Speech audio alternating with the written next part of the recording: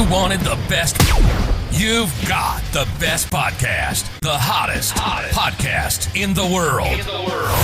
The Chris Voss Show, the preeminent podcast with guests so smart you may experience serious brain bleed. The CEOs, authors, thought leaders, visionaries, and motivators. Get ready. Strap yourself in. Keep your hands, arms, and legs inside the vehicle at all times, because you're about to go on a monster education roller coaster with your brain. Now, here's your host, Chris Voss. I'm Chris Voss here from the ChrisVossShow.com. Ladies and gentlemen, there and ladies, things that makes it official. Welcome to the big show. As always, the Chris Voss Show. Family loves you, but doesn't judge you as harshly as the rest of the world, because you're here trying to learn, trying to be better, trying to get knowledge and all that good stuff. Some of you just are here for the funny jokes I tell, which aren't funny at all. They're just dumb. Anyway, go to goodreads.com/Chris Voss, LinkedIn.com/Chris Voss, Chris Voss 1, the TikTok, and all those crazy places on the internet. Opinions expressed by guests on the podcast are solely their own and do not necessarily reflect the opinions of the host or the Chris Voss Show. Some guests of the show may be advertising on the podcast, but it is not an endorsement or review of any kind. Today, we're joined by a wonderful young lady. We're going to be talking about some of her experience in marketing and some of the things that she does. We have Ginny, give me your last name so I don't hit this wrong. Delaitre. You say it much better than I would. You have that joie or whatever. I'm trying to do French, but it's not working. That's okay. I think people know what I mean. Anyway, you have the class. So Ginny is joining us. She's the founder and CEO of VDS Digital Agency and the creator of UX Marketing. It's a new approach that puts user experience at the heart of marketing. Instead of chasing clicks and hacks, she helps brands design a marketing user journey that feels effortless, trustworthy, and genuinely helpful. Who thought that should be a thing? Shouldn't that be a thing? I don't know. It should be. Trustworthiness and helpfulness in business. Every cable company needs that at this point now. Through the UX Marketing Institute, she is setting new standards for marketing that respect the user and build long-term loyalty. Ginny, welcome to the show. How are you? Thank you. I'm very good. Thank you for asking. Thank you for coming. We certainly appreciate you coming on the show. Give us your .coms. Where can people find you on the interwebs and get to know you better? Sure. So you can find me on vdsdigitalagency.com or on LinkedIn. I use my Monday name, so I use Virginie Delaitre on LinkedIn. What's the origin of that name? Is it French? It sounds French. I am French. Yeah, that's why I'm asking. French. Yeah, it is French because I am French. So I was born in France and raised in France. Yeah, I do. I was just having a wonderful morning here, and it's glad to have you guys on. So give us a 30,000 overview of what you guys do there. Yeah, sure. So we are a full stack marketing agency. So we do marketing for clients. I work, for example, for people who are PCSing in the US military, a brand called Must Wants. I work for some doctors in my area. So I have really various clients, but what I'm promoting here, and that's why I'm here for the show, is like having all these clients, I realized marketing was a lot about advertising and not a lot about actually the journey on how you discover a brand. I mean, as I say, it should be. Some people are already doing it, but I was just like, we need to do it better and we need to sort of create a framework for that. So that's why I created UX marketing, which is basically very easy user experience marketing. That's why. That's what I do now. Why do you call UX a new type of marketing? Sure. So basically, I call UX a new type of marketing because a lot of people are doing UX. A lot of people are doing user experience. A lot of people are doing UI. It's really something very popular, but most of the time they do that for a website or they do that for the product itself. Not a lot of people are actually bringing this knowledge of the experience and how you engage with users to marketing. So I was just like, okay, it's very easy. Why don't we blend them together so the experience come before you actually become a client in the whole marketing process? And that's sort of what people want now, because people are getting a little bit like, I don't know, they don't really like when you push them to buy a product, and they like to know you better before. So they like this, they want this experience. Everyone wants this personalized experience with a brand. And why does that make it being trustworthy and human? Why does that engender better sort of brand loyalty from clients? Yeah, sure. And that's a really important thing because I'm going to introduce a new word. The words that everyone wants to hear, like AI, artificial intelligence makes things really easy right now. You can sort of do everything with it. But the problem that it creates is like having AI everywhere. Brands are just using it a little bit too much, and people are afraid of it. So there is a lack of trust. So returning to the human touch is actually how you bring back the trust. Because if you do too much AI and automation, people don't trust you anymore. Mm-hmm. It makes sense. Yep. Yep. And so tell us about your journey through life. How did you get into marketing? How did you grow up? What were some of maybe your influences, stuff like that? Yeah, actually, that's funny because so I grew up in France. I had my own design. So I started my career doing mobile apps. It was a time of the iPhone was brand new. So it was like 12 years ago, and I was in France and I was just like, oh, I want to do mobile apps. So that's how I started. I was very technical, learning about user experience, like because the mobile apps, we had this little screen. It was brand new, and we had to put some things that we had on a big screen on a very small one. So a lot of design issue. And then after I moved my career to really being a designer, because at first I was a developer and a designer, and then I was just like, I prefer design. So I moved toward being a designer. I know. And then so it's very funny, but my degree are in interior design. So I really study design with a big D, like interior design. I study architecture.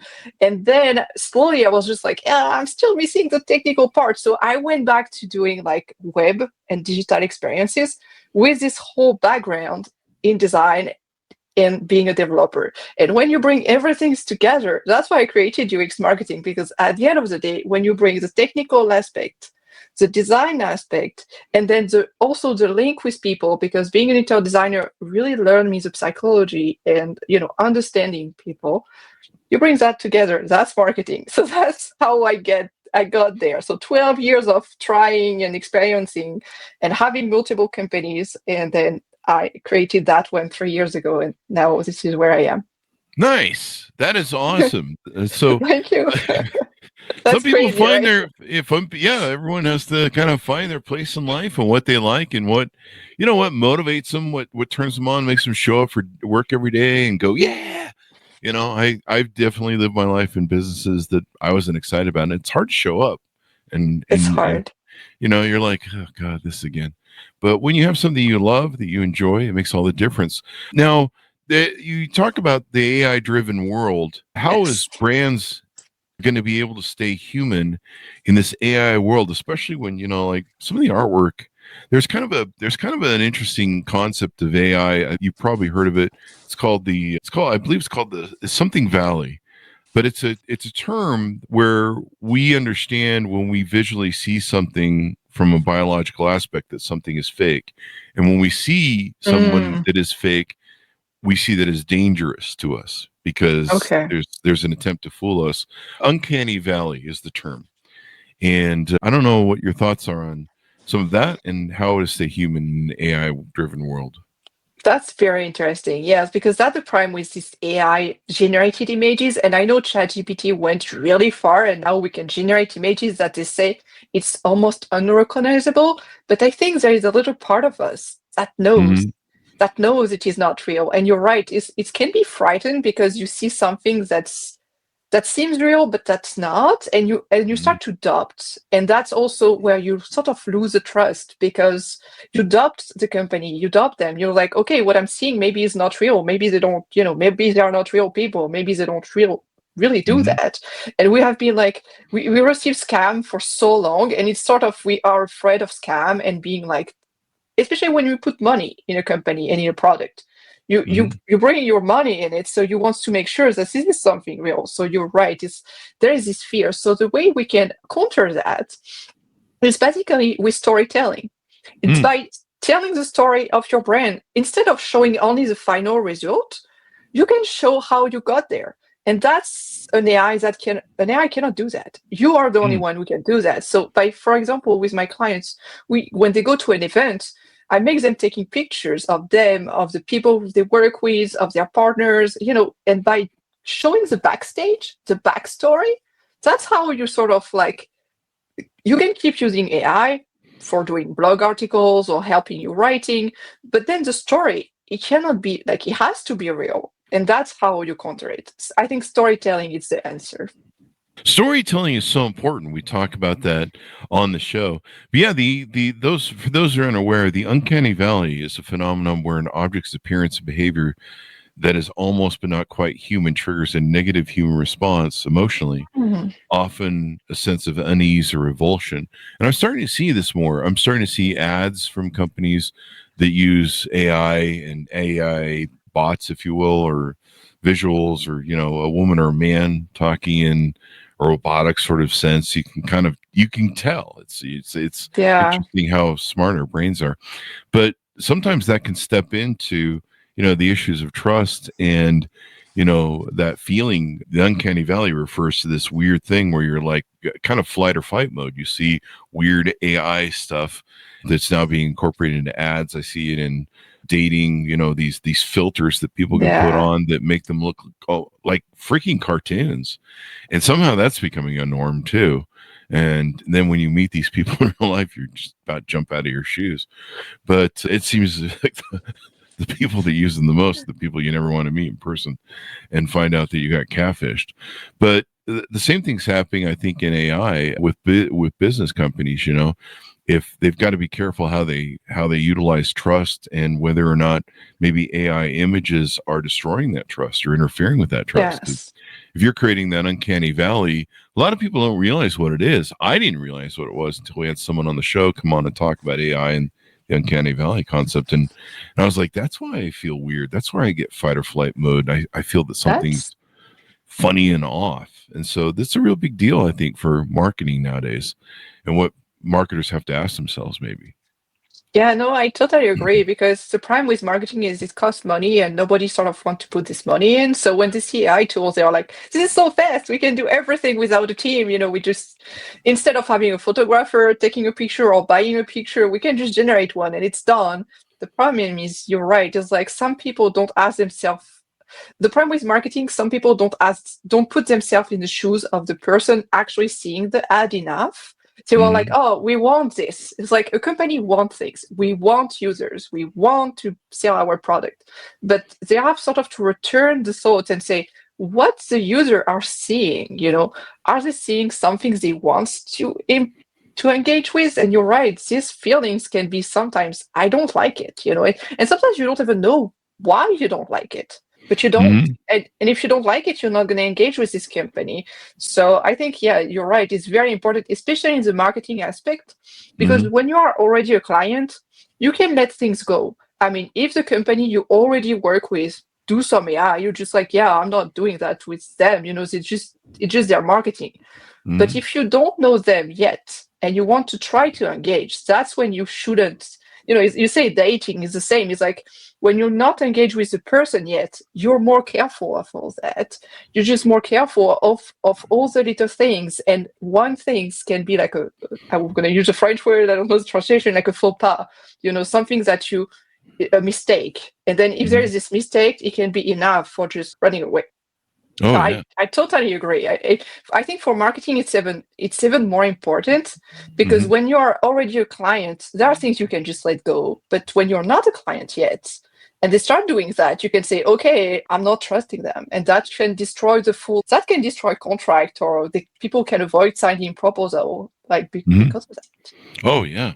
And now tell us about some of the services that you guys offer there at the VDS, your digital agency. Sure. So basically what we do is, I don't have a lot of clients. I'm really when I work with the clients, we do everything. So that's why I cannot take on board 100 of them. But when I onboard a new client, I really first work on this marketing strategy. We try to understand what is already in place and where we want to go. I work with them. So they have a brand. Most of the time I don't do branding. I take their branding. And from that, we try to figure out who are their clients, what their clients wants, and where can we find them. And then we start building the strategy around it. And when I say the strategy, it can be social media. I do a lot of social media marketing. We can do email marketing. We can do print. We can do going to events. And I'm really doing that for depending on who is the client and where are the user we are trying to target. because the mistake I think a lot of people do is they want to be everywhere, which is good, but also it's a lot of energy. And do you have to be on TikTok if you don't do videos? Sometimes it doesn't make sense to be in some places.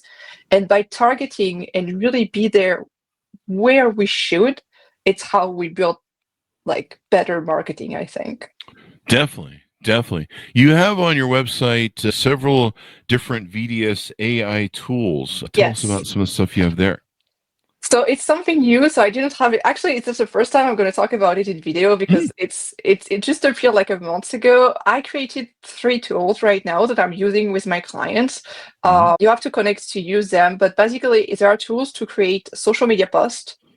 So one is to create a series of social media posts, or one social media post, or a blog article. The way it works, so actually I can tell the backstage of that.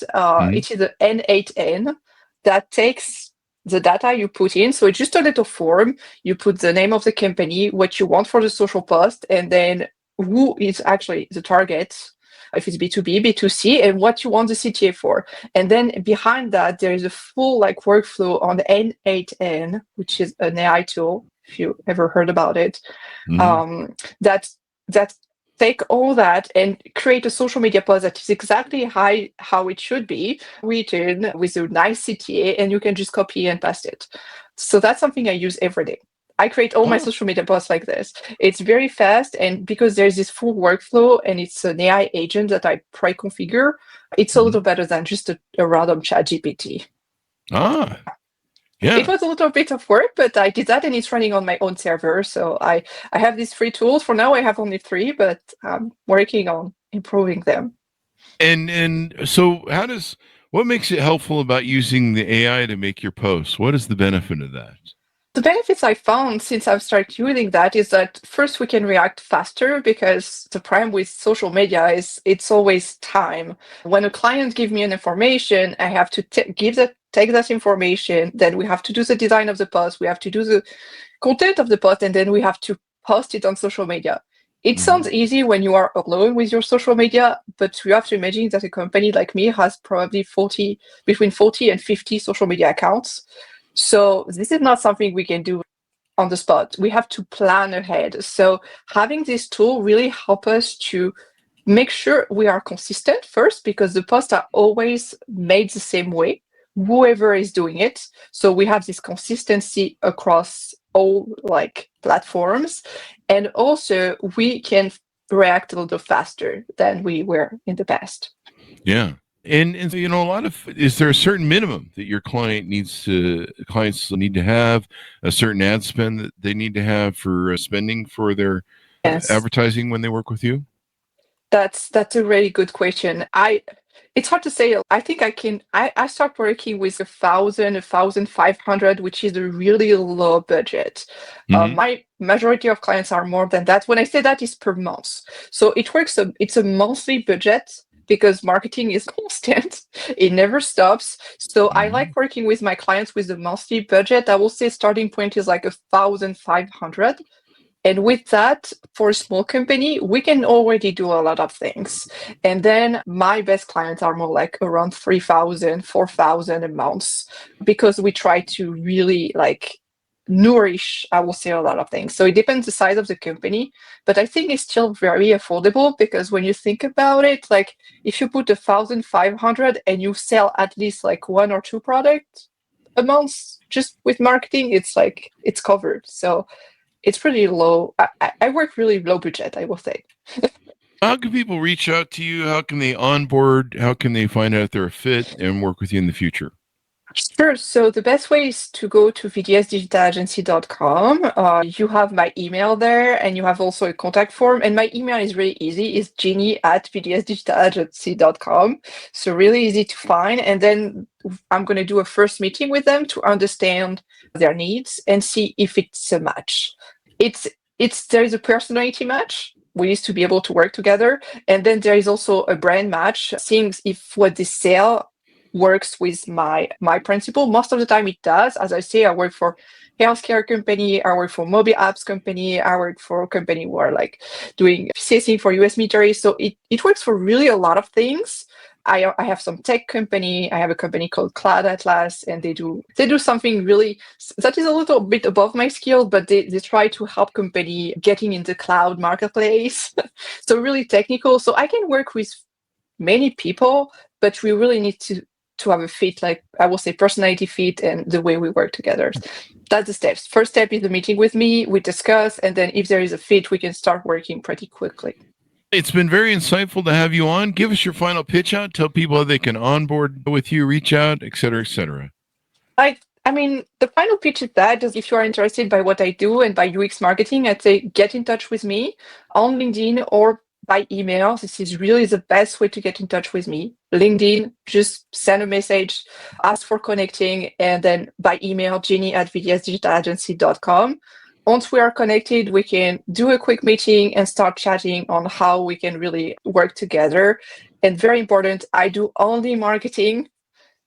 It's really what I'm focusing on, and I do marketing for users. So user experience marketing, really user-centric marketing. So if you are interested by that, I'm the person to go to. Thank you very much, Ginny, for coming on the show. We really appreciate it. We've learned a lot. Yeah, it was very interesting, and I also learned a lot, so thank you for that. Thanks, Smiles, for tuning in. Go to goodreads.com/Chris Voss, LinkedIn.com/Chris Voss, Chris Voss1 on the TikTok, and all those crazy places in it. Be good to each other. Stay safe. We'll see you next time.